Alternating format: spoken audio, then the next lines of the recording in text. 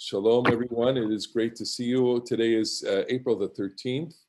We are simply delighted to have our very special guest, and I want to say our good friend too, because he's a friend to our community and a friend to federations, as we were just hearing. Moshe Gold, who is also a veteran tour guide.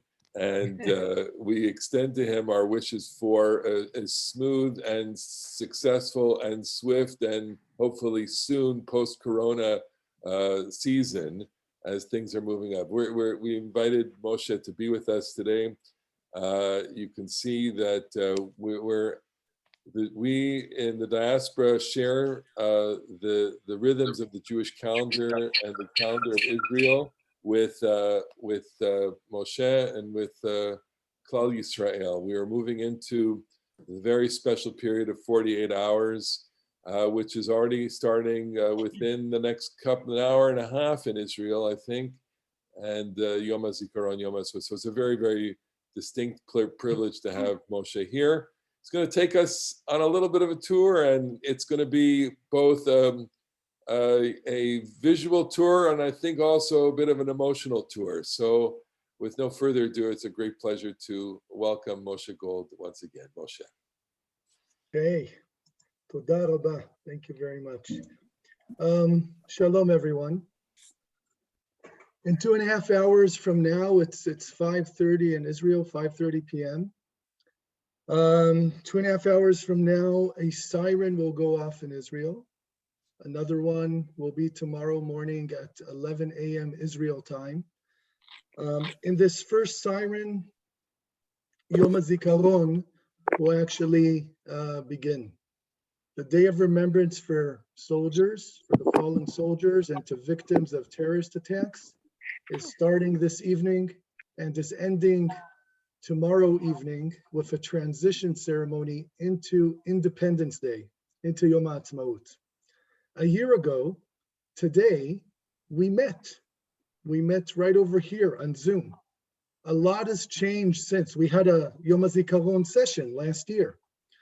And thinking of the past year and thinking of our first session, I really connect more and more to this theme of giving thanks, of Aseret Yemei Todah, 10 days of thanksgiving, giving thanks from the time of, commemoration of Yom HaShoah last Thursday, going into Yom HaZikaron today and moving all the way to the foundation and establishment of the state, celebrating a birthday tomorrow night, 73 years old, still very young, still strong, going strong and making baby steps forward to be a better place.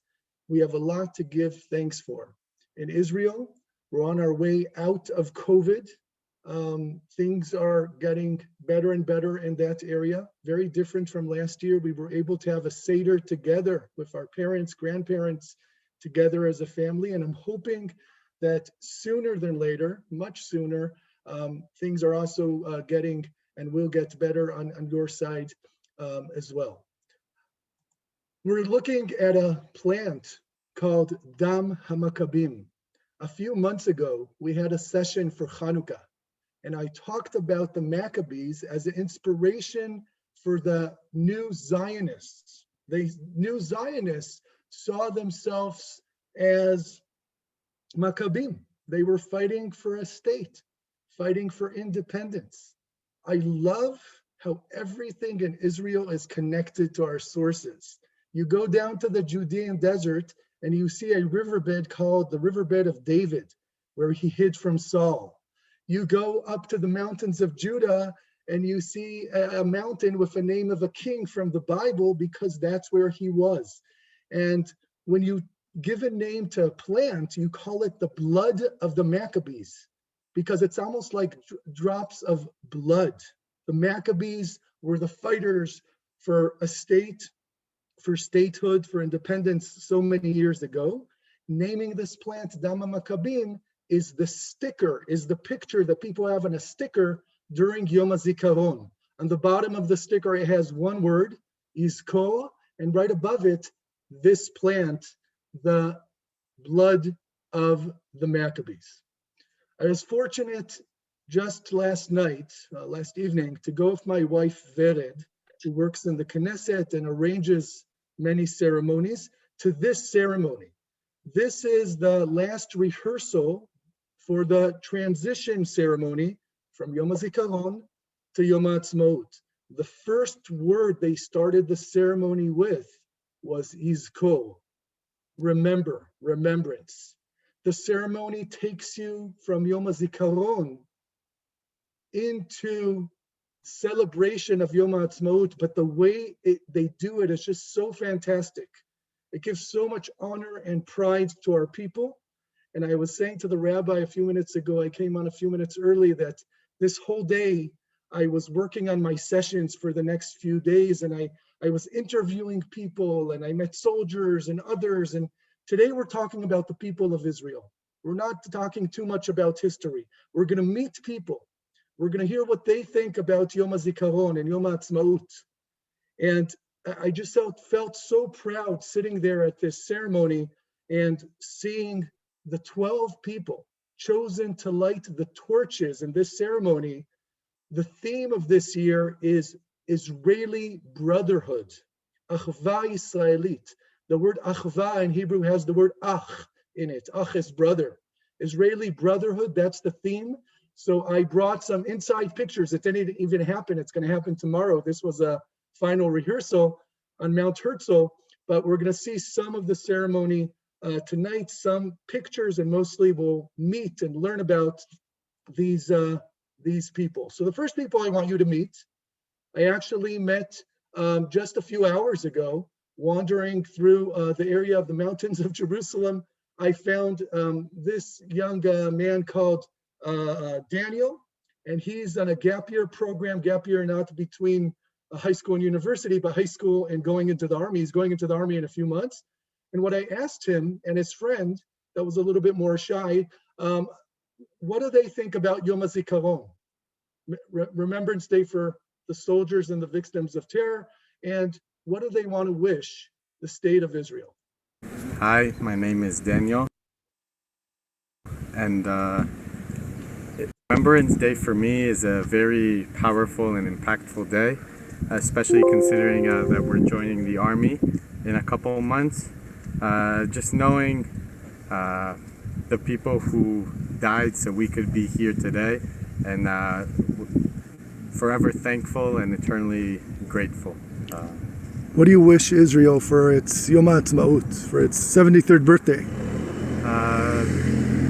I wish that as a country we come together from all parts of our society in order to, appreciate this beautiful country that we have here and take care of it like it deserves to. ומה את מאחלת ליום העצמאות לישראל בעברית או אנגלית? מזל טוב. מזל טוב לישראל, תודה רבה לכם. I said to her, what do you Go. wish Israel Hi, for my its, name is for its Daniel. birthday? She says, Mazal Tov. And they continued hiking. You could see they're on a hike. They had sleeping bags there and a big bag. This man that you're going to see right now is 42 years old. His name is Moshe, just like myself. He's a cardiologist. He's going to New York in 2 months to get advanced learning about his field in cardiology.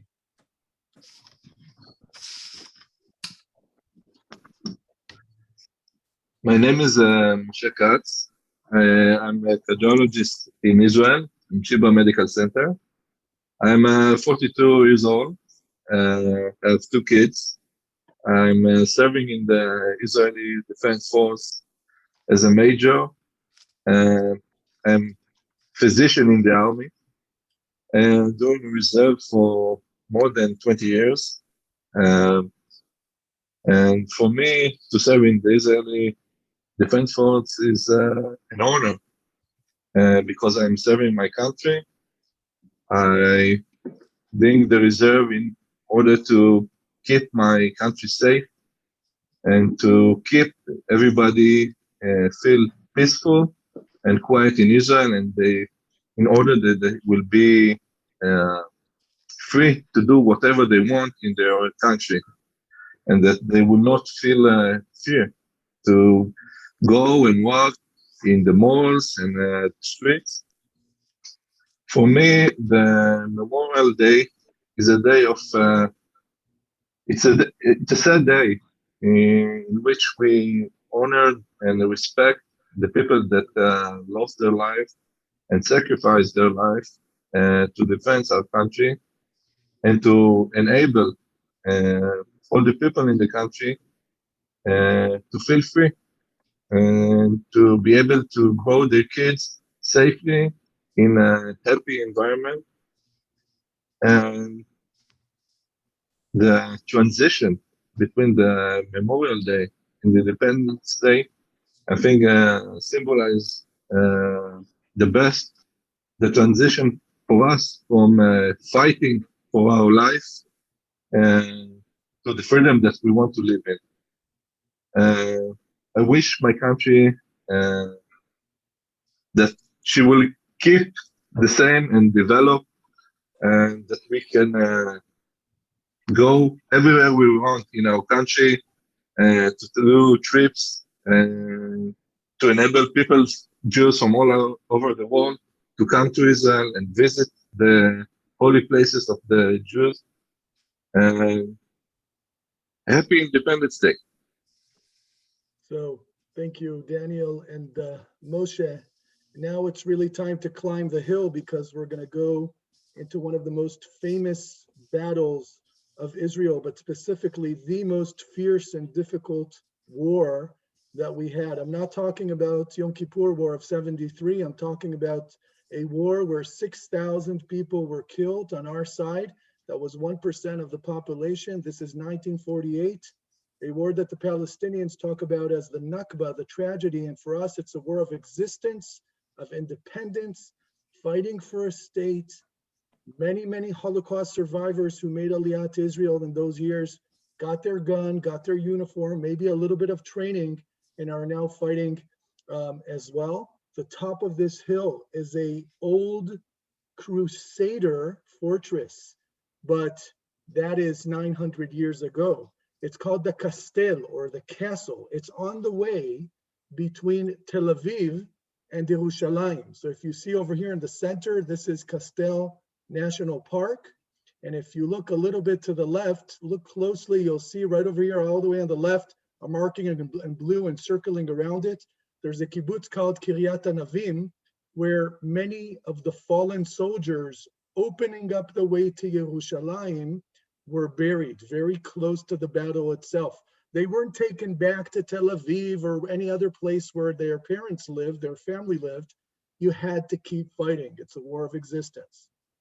6,000 is 1% of our population back then.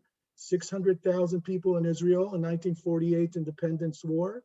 And it really was a war that could have cost us being in this land. In the middle of the war, we declared the state of Israel. May 14th, we moved, Hey Be'iyah is the Hebrew date, and we moved on to more fighting all the way to the beginning of 1949. Route 1, as you can see, leads from Tel Aviv, from the sea, from the west, and all the way to Yerushalayim on the right. And right before you get to Yerushalayim, you come up to the Kastel. The Kastel is a little hill. If you control the Kastel, you control the entire area. You control the entire area, and no truck, no convoy can come through, bring ammunition, food to the siege that is around Yerushalayim. David Ben-Gurion was not a religious person, but he understood in April of 1948 that if he doesn't open up the siege around Yerushalayim, if he doesn't open up route number 1 and the trucks can't get through, if we stay in defense rather than some offense, we're going to lose the heart of Israel. So it doesn't matter if you're religious or not. He wanted to focus on opening the way to the holy city of Yerushalayim because it is the heart. David Ben-Gurion loved Tanakh, by the way.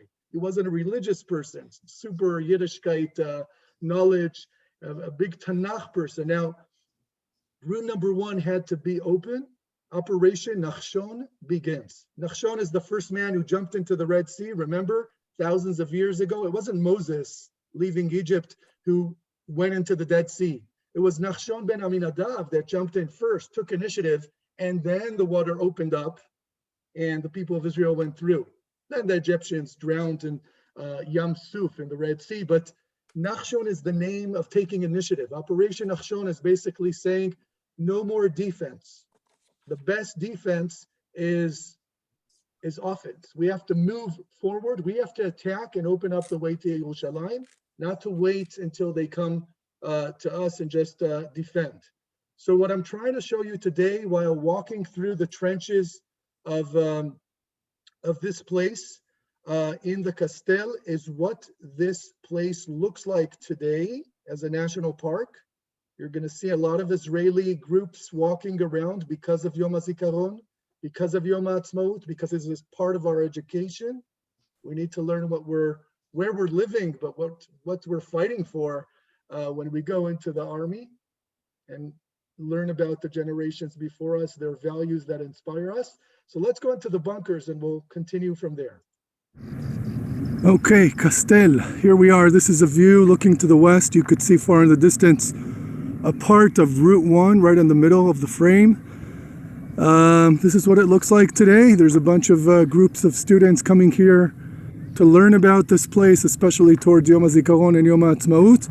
We just had a flyover of the Israeli Air Force practicing for Yom Ha'atzmaut. There's a huge flyover of planes, big ones, fighter planes, little planes flying over Israel.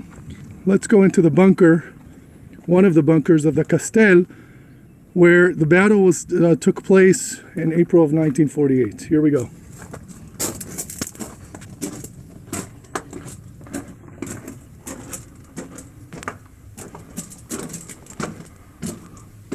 Walking through the bunker, coming into this narrow corridor. This dates back to the War of Independence, 1948. As I said before, the Kastel was an important place to conquer, to take from the Arabs, because it was overlooking the main road. Really the line of life between Tel Aviv and Yerushalayim. You don't have the road, you don't have food, ammunition, water. So you have to open up route number 1. Still walking through the trenches. You could see how difficult it would be to fight over here, not knowing what is on the other side of each one of these trenches. I'm going to go left and go into the next bunker. Maybe let's take a quick look, presenting the situation as it is, even under difficult circumstances. And this is the next bunker.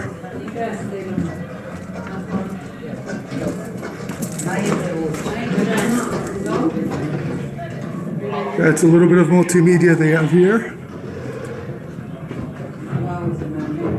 Just imagine the soldiers fighting, going from cave to cave, from bunker to bunker.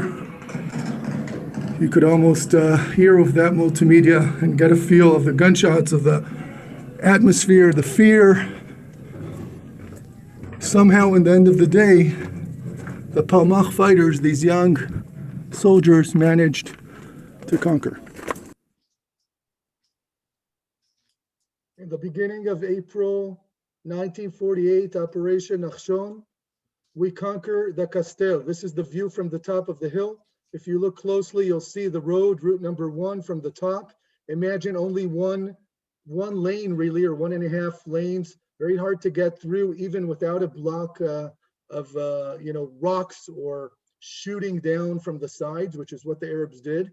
And when you come up to the mountain, to the Kastel, that is the most dangerous part. The road would be blocked, the trucks, the convoys would stop. Then the Arabs would be coming down from both sides of the hills and attack those convoys making their way from Tel Aviv to Yerushalayim.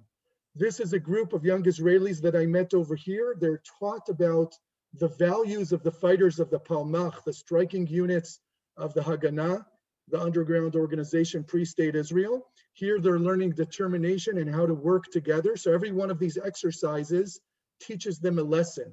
I think it's an amazing educational key, not only to talk to the kids, but to actually do something and then discuss it, it works, right? They're used to being with their phone the entire day, looking at the screens, and they're really, really fast thinkers. And here they stop for a minute and they're using their muscles to do something together and learn the value behind it. So it was actually pretty impressive to see that. Jerusalem in the distance, just to give you the feel of how close Yerushalayim is. That's the entrance to Yerushalayim. I live between the Kastel and Yerushalayim on a moshav called Beit Zayit. The Palmach conquers the Kastel. The next night, while guarding the Kastel, a man comes walking up in the middle of the night to the Kastel. He walks up, and the guard, who's absolutely tired, ready to go to sleep, but he can't because he's the guard, this Palmach, young guy, asks him for a password. And you're supposed to give a password, so I allow you to come up the hill. Otherwise, I'm going to shoot you. You may be the enemy. The man, who doesn't really hear him, probably, he says, hi, fellas,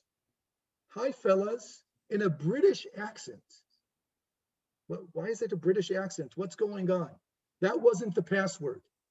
1 second later, exactly in the pitch dark, the Israeli Palmach soldier shoots this person.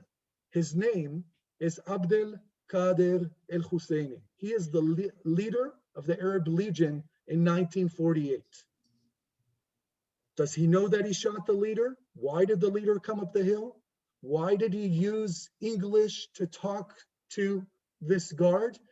Now we think that Abdul Qadir al-Husseini was coming up to visit the fighters of the Kastel, the villagers and the people that were on the top of the hill. He didn't know that just a few hours before, the Palmach took the Kastel. So Abdul Qadir al-Husseini is lying in the dark, dead, right by the top of the Kastel. The Arabs are going nuts because they are looking for their leader. They can't find him, and there's a rumor that the Jews have him and he's at the Kastel. They do not know that he's dead. That next day, the Israeli intelligence in Jerusalem, part of the Haganah underground organization, hears a few words again and again. The bird fell in the cage. The bird fell in the cage. The bird was Abdel Qadir al-Husseini. The cage was Abdel Qadir al-Husseini being prisoner in the hands of the Jews. They didn't know he was already shot. And that next night, hundreds of Arabs attack Kastel, hundreds of them. Only a few dozen of soldiers are up on the top of Kastel. They can't stop hundreds of Arabs coming up to get their leader that they think is held by the Israelis, by the Palmach. So they ask for reinforcement. Shimon al-Fasi, this man in the picture, comes up with another commander, officer actually, called Nahum Arieli, and other officers and soldiers from the Palmach, the elite unit of the Haganah, to help, to give reinforcement. By the time they get up the hill, it's a hill, you got to climb. By the time they get up the hill, they hear the gunshots and they understand that they're going directly into battle. Those hundreds of Arabs are already there. A few minutes or maybe an hour later, they understand they can't win this. We're all going to die if we stay here. It may be better to retreat right now. Shimon al-Fasi gets up and starts screaming again and again in Hebrew. And this is what he says. The privates will retreat right now. The officers and commanders will stay to cover so that the privates can leave. So the officers will stay. They will stay to cover for the privates who will start the retreat. And they start leaving, walking back, still shooting at the enemy that is taking over the Kastel. So after conquering the Kastel, and after Abdul Qadir al-Husseini is already shot dead, the Arabs come and conquer the Kastel. Shimon al-Fasi himself dies, will be killed in this battle, just like his friend Nahum Arieli, who everybody knew as a man called Johnny. Everybody in the Palmach had a nickname. These were young people, they had nicknames. Nobody called him Nahum Arieli. They, for some reason, called him Johnny. This is the view from the top of the Kastel today. This is the city of Mevaseret Zion, a beautiful blue sky day today. And in the middle of this blue sky, suddenly, I see 3 fighter planes doing the rehearsal for Yom Ha'atzmaut when there's a fly over Israel, showing a little bit of pride, the power of our Air Force. Here they are. This is today, flying over Yerushalayim.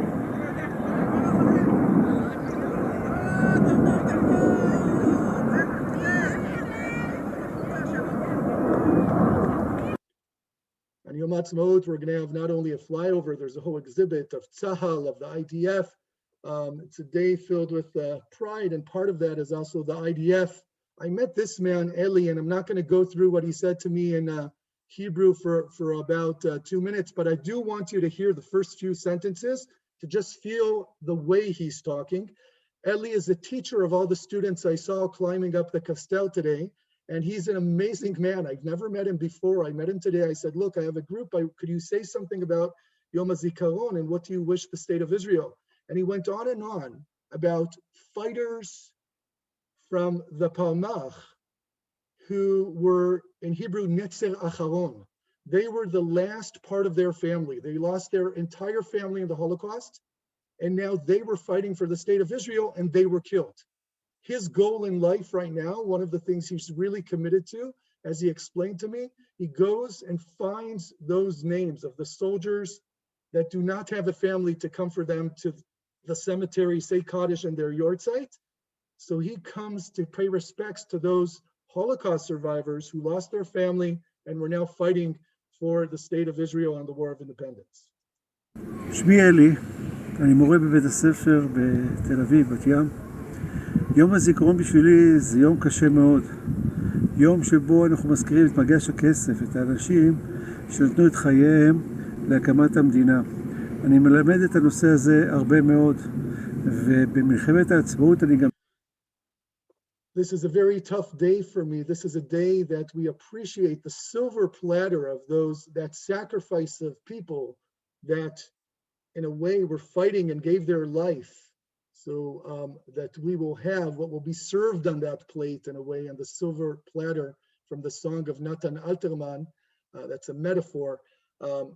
Those are the fallen serving us the state of Israel, the gift that we get, the price and the reward for winning the war. Eli Cohen talking about Holocaust survivors who are Netzer Acharon and committed to give them respect, even though and because they don't have any other family to do that. I continued from the Kastel down the hill to that place I showed you on a map a minute ago, to a military cemetery, Beit Kvarot, or maybe as we say in Judaism, Beit HaChaim, a place of life, a place of inspiration, a house of life. And I was inspired to see all these flags getting prepared for Yom HaZikaron for the bereaved families. This year, because of COVID, they're only allowing the bereaved families to come into on Yom HaZikaron, to come to the military cemeteries. You have to understand there's tens of thousands of people that come on this day to visit their beloved, not only if they're, even if they're friends and not only family. And this year they're saying to people, only the family can come because they're trying to stay safe as well. And right when I entered the cemetery, you could see the symbol of Tzahal here, and you could see some of the tombstone. I met this young man called Sagi, who said, look, I don't have a great English. If you could translate me, so I'll translate them in a moment. But he stood up there. He's from the cannon brigades, cannons. And he's a kibbutznik from up north. He's towards the end of his service. That's a sergeant, what you see over here on his right arm and his left arm. Let's see what he says about Yom HaZikaron. Hi, my name is Segev Arad, 21 years old from Kibbutz Ma'abarot.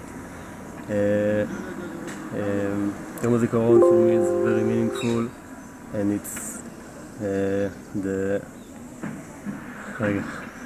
It's okay. זה היום הכי חשוב בשנה. It's the most important day in the year for you. בגלל שאני חייל, ואני חושב שאני משרת את המדינה, ואני צריך תמיד לזכור את החיילים ואת האנשים שנפלו למענה. Because I'm a soldier and I'm serving the country right now, but we always have to remember the people that serve the country and protect the country. תמיד צריך לזכור את הדרך שלהם ולזכור שרק בגללם אנחנו פה, ואם הם לא היו מקרבים את החיים שלהם, אנחנו לא היינו פה. We have to remember their way and their sacrifice, and without them, we would not be here. תודה רבה. You know, just walking through the cemetery and seeing all the soldiers there in the military, it's wow. You know, to me, it's always impressive. I did this as a soldier. I was in infantry, but these were soldiers too, lying there on the ground. And here are soldiers coming not only to learn their story, but to say, hey, we're here. We're continuing the job, right? We have our state. We remember the past. We're living the present. We're ensuring a better future as soldiers that are keeping strong. Nachum Arieli, Joni, was killed on the Kastel with his friend Shimon Alfasi, who said, you know, privates retreat and commanders stay to cover for them. He was with Shimon Alfasi. He was a major. And if you look at how a tombstone looks, you know, with a lot of order, the symbol of Tzva Haganah L'Israel, the Israeli Defense Force, it's almost like a pillow of a bed. It looks like a bed. Everybody's buried the same way. If you're a private or if you're the head of the army, you could be buried by each other, and it's the same thing because everybody goes to the army. Nobody's different in the army, right? You're all equal. Born in 27, killed in the Kastel in 1948, 21 years old. He was already a major, and he was a very strong and opinionated leader, say his friends. His nickname, as I said, was Joni, and he was the one who came there to give reinforcement, but was not able to conquer the Kastel because there were hundreds of fighters. The next day, after the Kastel fell in the hands of the Arabs, there was a funeral for Abdel Qadir al-Husseini. The Arabs found out that he wasn't in the cage, he wasn't a prisoner in the hand of the Jews, they found his body. So they all go to the eastern side of the Temple Mount. There's a cemetery outside of the walls on the eastern side of the Temple Mount, just outside.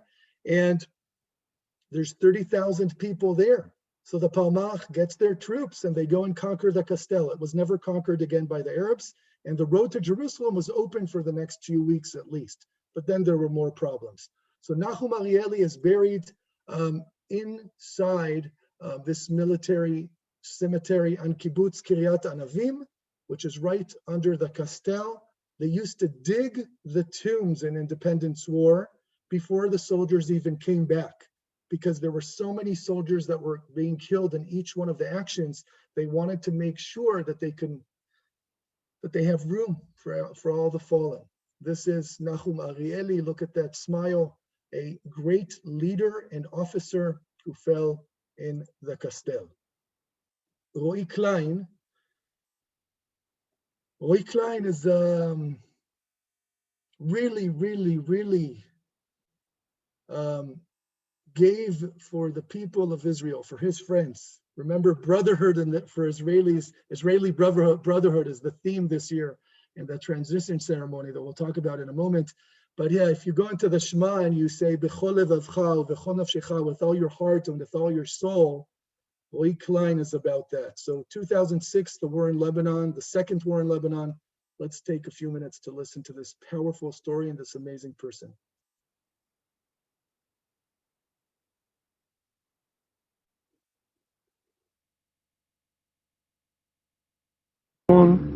רועי מדווח לי בקשר שהוא נתקל מאחור. מרחביה למעשה יוצא יחד עם אחות שלו באיגוף לכיוון נקודת המחבלים. שם הוא נתקל בחומה ולמעשה הוא נפגע. קליין לוקח כוח נוסף ויוצא לכיוון מרחביה כדי לחלץ אותו. כשקליין נכנס פנימה הוא מזהה את מרחביה פצוע. 2 או 3 לוחמים שנמצאים לידו פותחים אלונקה ושמים את עמיחי על האלונקה. תוך כדי שהם מרימים את האלונקה נזרק רימון לכיוון הכוח. רועי מזהה את הרימון הזה, קופץ עליו.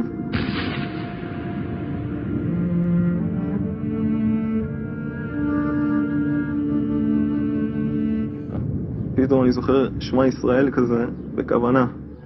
כאילו, שמע ישראל, השם, אלוקינו, השם, אחד. ככה ממש בכוונה, כאילו, ממש כמו בסיפורים.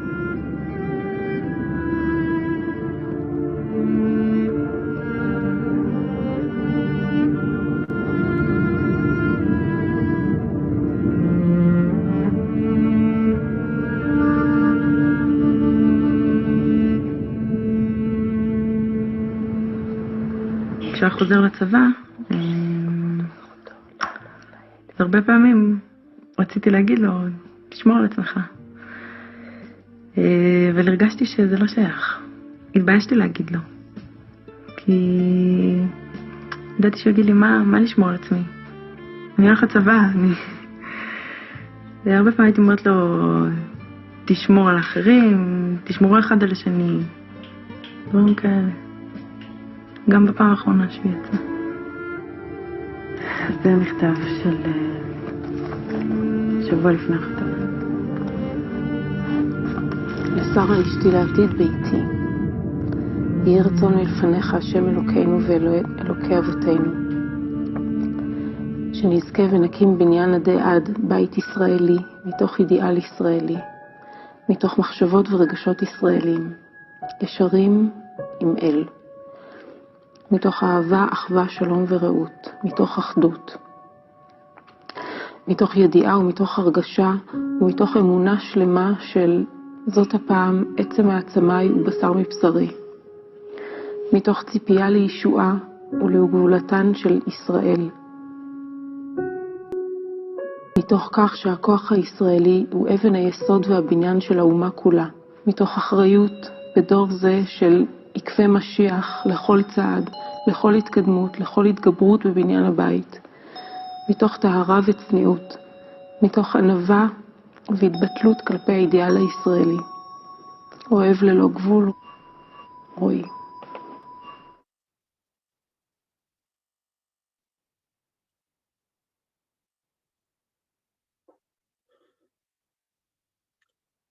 Ellie is a lone soldier.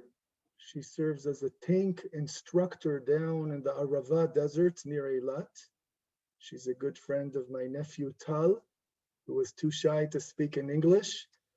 So she made a shidduch between me and her so that we can talk to each other. And this is what Ellie said about Yom HaZikaron and Yom HaAtzmaut, being a lone soldier in the army.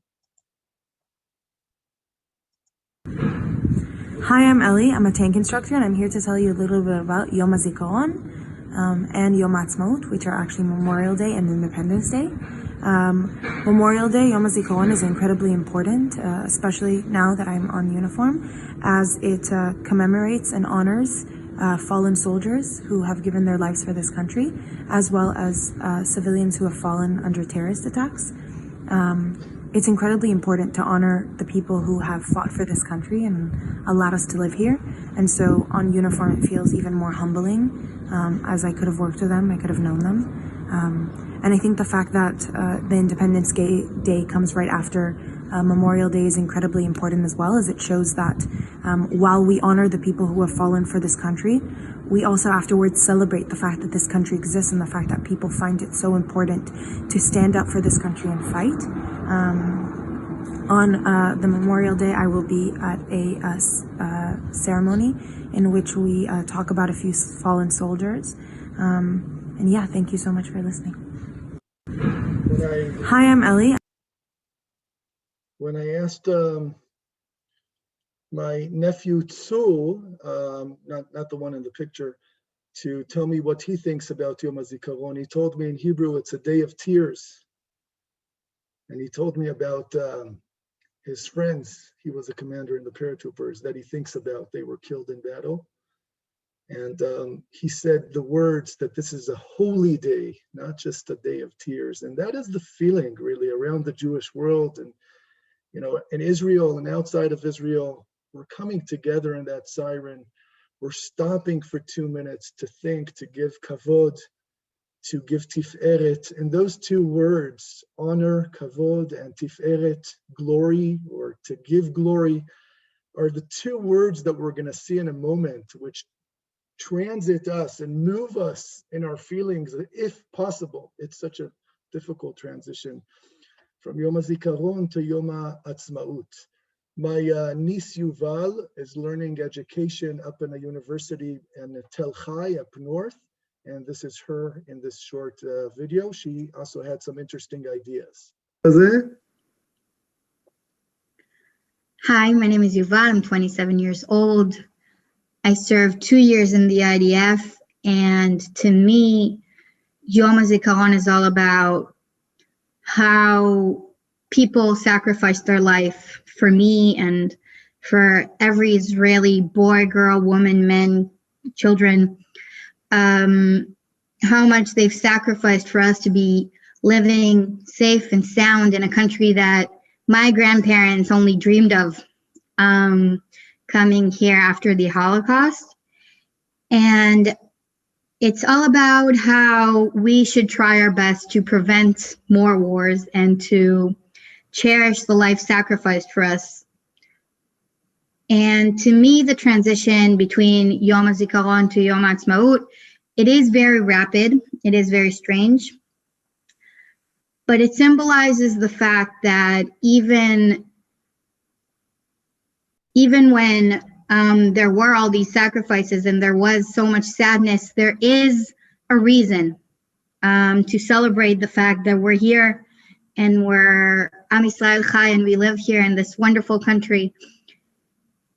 And I believe that it might be complicated for some people, but I think it's important for us to remember what we're fighting for. And for this country on our 73rd birthday, I wish no more war. I wish happiness and prosperity and health. And I wish that one day the number of death will stay the same. Happy Yom HaAtzmaut. Amen. Last night in this rehearsal, we started with these go, and then these 4 teenagers got up to sing, amazing voices, right behind them, the word Herzl, the tomb of Herzl, the visionary of the Jewish state that didn't really see the state being established. He passed in 1904, but he did say in 1897, in 50 years, there will be a state in the land of Israel. You know what? He was almost accurate. 1897 plus 50 brings us pretty much to 1947, 48. He's buried over here, and this is where the transition ceremony takes place. This kid over here, I say kid, he was just, you know, his father is, he was, Zichro Livracha, his memory will be blessed, a colonel in the army, Dolev Keidar, and this kid looks just like him, and he's singing for his father. And this is the first part of his kol, the part of the ceremony that transition into celebration of Atzmaut. These 2 words, Achva Yisraelit, remember Achva is from the word Ach, brotherhood, or brother is Ach, Israeli brotherhood, that's the theme. And then you see these 6 podiums here, or 6 areas to light torches. And a minute later, you could see, by the way, we had like amazing seats. We're sitting like where the prime minister sits. That's because whatever Vered is organizing this. You'll see my wife later on one of these clips. But this is one of the people that were the first ones to light those torches, to bring light, to move into Yom HaAtzmaut from Yom HaZikaron. And that's really separating the 2 parts of the tekes, of the ceremony. Zikaron, remembrance, with everything that means, with the holiness of that day, with the sadness of that day, a day of tears, like Tzur says, my nephew, and moving into independence, appreciation, giving thanks, freedom. Maya Ibrahim, the man on the right, he's a nurse in a hospital up north. Narajes Abu Yamin is a doctor, and during the time of Corona this year, a big salute to the doctors, nurses, people working for us 24/7. Maher became famous, and they're both, she's Druze and he's Arab Israeli, and he became famous because of one act of chesed that he did. I didn't even hear about this, but when I heard about it last night, there was this man dying of Corona on his deathbed, dying from COVID. And the last thing he wanted to do, with nobody else in the room, obviously, other than his doctors, his nurse. And he says to Maher, who's taking care of him, the last thing I'm going to die. I want to say the Shema. Maher is Arab Israeli.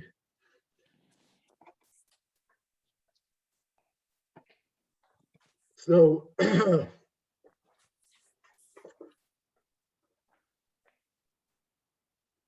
just beautiful. They said the Shema together.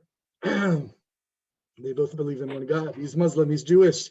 And he was there lighting, and he didn't tell this story, but he started off with saying, Ani madlik masuah zo lichvod. I'm lighting this torch, lichvod, from the word kavod, to give honor to the nurses and the doctors. And then she gave her whole spiel, and they end up together. Please mute yourself. And they end up together with saying the three words that they almost yell out to the crowd and to the people of the Jewish people all over the world, and they say L'tiferet Medinat Israel, to glorify the state of Israel, and they light the first torch. It was, one of the 12 representing the 12 tribes of Israel, right? Here's a Muslim and a Druze, and saluting their country, their state. During the ceremony, there's different marches and different formations from the air. You can see that some of them make a Magen David, a Star of David, or different symbols. One of them was a heart this year, saying thank you with a big heart. They created a shape of a heart for the doctors and nurses during COVID. This man, Rabbi Eitan Schnerb, just less than 2 years ago, lost his daughter Rina Schnerb when they were hiking and went to a natural spring, and terrorists came and shot them. He was injured, his son was injured, and his daughter Rina Schnerb was killed. And he immediately after that uses all of his energy. This man has 12 kids. He lost Rina, now he has 11. And he starts with his wife an organization to help the needy people in economic problems and other life problems in the city of Lod, which is not a well-to-do city. It's a very poor city in the center of Israel. And that's what he does, chesed, tzedakah, right? So he's taking all this energy, and he kept saying again and again, I'm lighting this to the honor of the state of Israel, and to remind everyone that even in the darkest times, we still have power to bring light and to glorify the state of Israel. L'tiferet Medinat Israel lights the torch, and everybody stood up and clapped hands. This Ethiopian Jewish Ethiopian officer stood out in her help for the communities and looking out for her own community of Ethiopian Jews in Israel. Her name is Rav Pakad Eden Habeten Shtapet. She came to Israel as a young girl in one of the operations of bringing Ethiopian Jews to Israel. The woman on the left, Shira Isakov, was living in a building with an unhealthy relationship. Her husband tried to burn her, to kill her. Her neighbor living across the door, who never met her personally, Adi, the woman on the right, the blonde hair, stormed in, even though she knew that it would be dangerous. And she helped her and saved her life. And they both became activists, starting a new organization to emphasize against violence to anyone, not only for women, and helping women, battered women in abusive relationships. Shira Isakov and Adi Guzi maybe represent, again, like all the others, helping the other parts of society, every part of society, looking out to help each other. Israeli brotherhood is the theme. Yaish Giat is 102 years old. He came here on the eagle wings from Yemen. It's a pasuk from the Bible, Al Kanfei Nesharim, right? God is going to return us from the exiles and the eagle wings. And he comes to Israel, and what he does for the many decades that he's here is he helps people by making natural Yemenite traditional medicine. And he does it volunteer. So he's sitting there. By the way, it was like freezing cold in Jerusalem, Mount Herzl. All I want to do is go give him my sweater, The man is 102 years old. He's almost the last one to light the torch. And amazing, amazing, amazing person. Everybody gets up and claps for Yaish Giat, who represents really so much of the good that we have here in this land. And a big surprise for me to see the wife of a good friend of mine getting the honor. I didn't know. Her name is Tzipi Harpenes. She is she is a principal of a school in Beersheba. She's an educator. And every time someone lit the torch, she started dancing. You could see her energy. You could see it in her curls, in her dance, she's just an amazing woman. I saw my friend in the left. I haven't seen him for like 30 years. He was a guy that was actually in my class. We were very good friends. His wife is lighting this for the educators, saluting the educators, to glorify the state of Israel and to give honor, kavod, to all the educators that were teaching on Zoom, doing their best to continue everyday life in school and education during the time of COVID. And Vered, I want you to listen to her. Vered works in the Knesset. Hello, my name is Vered Lipschitz. I'm working at the Knesset, at the Parliament of Israel, as an events and ceremonies manager. For me, the Yom Hazikaron is a very busy day of all the ceremonies that we go to.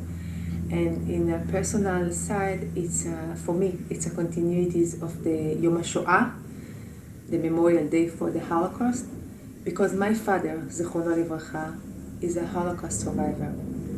And without this country, he has no place to go. So for me, it's a very important day. Also, of course, all those boys and girls, the soldiers that sacrificed their lives to build this country, to establish this country. And all those mothers that need to bury their son, something very horrible. But eventually, we have a country. We have Israel, the state of Israel. And it's very important. I wish Israel happy Independence Day, not just day, happy Independence life. I want that all the Jewish from all over the world and in Israel to be together and to take care of each other, because it's very important to make peace between us first and then outside. And it's not just the main subject here today, this year, is Achva Israeli, is to take care of each other. We passed through a very horrible year with the coronavirus and all that stuff, but I think that the main thing, and it's very, very important, to be together. All the parts of Israel, to be together, taking care of each other, and if we have peace between us, we can win everything. Happy Independence Day. Hello, And that beautiful woman is my wife, Vered. So over the past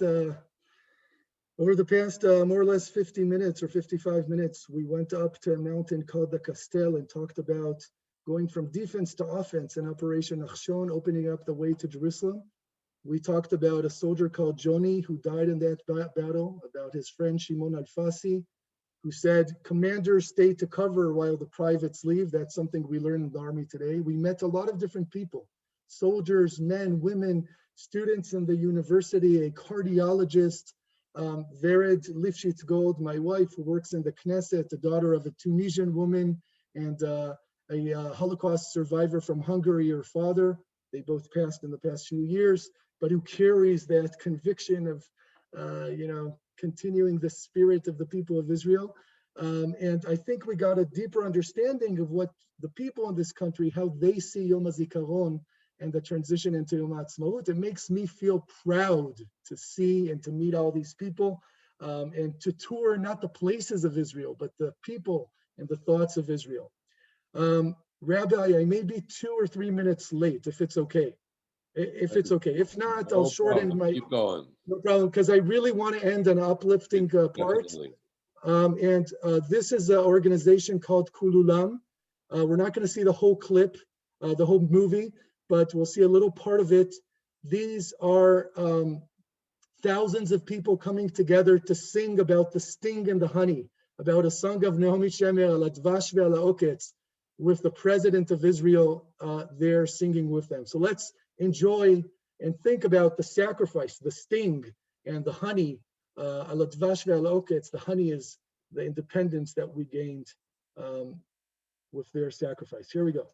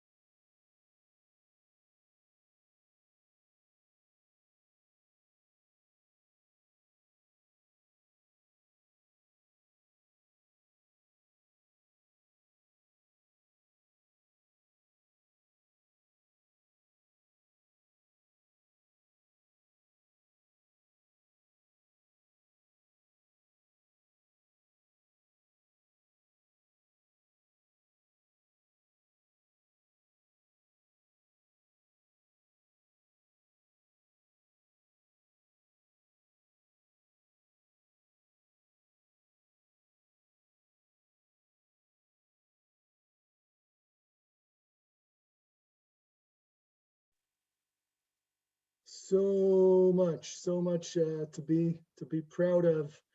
We give all the kavod, all the honor and our respect and our thoughts and our tears to the fallen. And we look forward, I look forward, I know you do together with me, with all the good that we have. We glorify very soon and every moment in our lives what we do have, and we're very thankful for it. I want to end together with one last part where we sing together, right? It was Abba Kovner, a Holocaust survivor, who said that you should remember the past, live the present, have hope for the future. Let's sing about the hope, about the tikva. So let's, I will start us off, but I think it's could be very nice to end this together. So, Kol od balev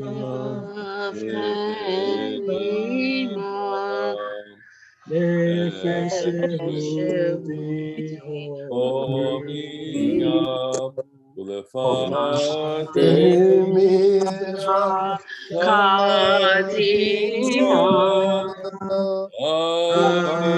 Letzion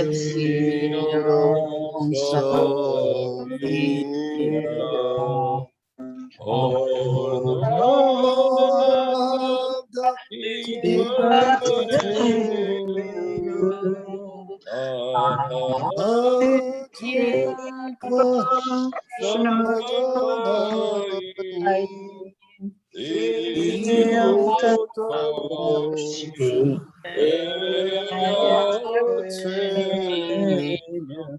Eretz Tziyon Yerushalayim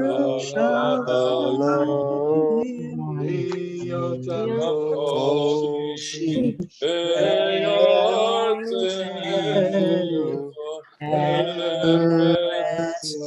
Tziyon Yerushalayim.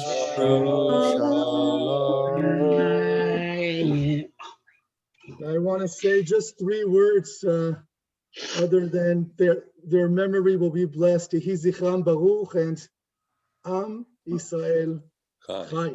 Am Yisrael Chai. Toda rabba. Thank you, Moshe. That was fabulous. My pleasure. Toda to all of you. Thank you, Rabbi, again. On behalf of everyone, thank you so much, Moshe Gold. What a beautiful way for us to celebrate and to share in the experience to the extent that we are able to. We look forward to being there in person. Amen. Amen. Soon. Amen. Amen. Amen. We'll have a meaningful day and a meaningful celebration. A couple of days. See you soon. Bye-bye. Amen. Amen.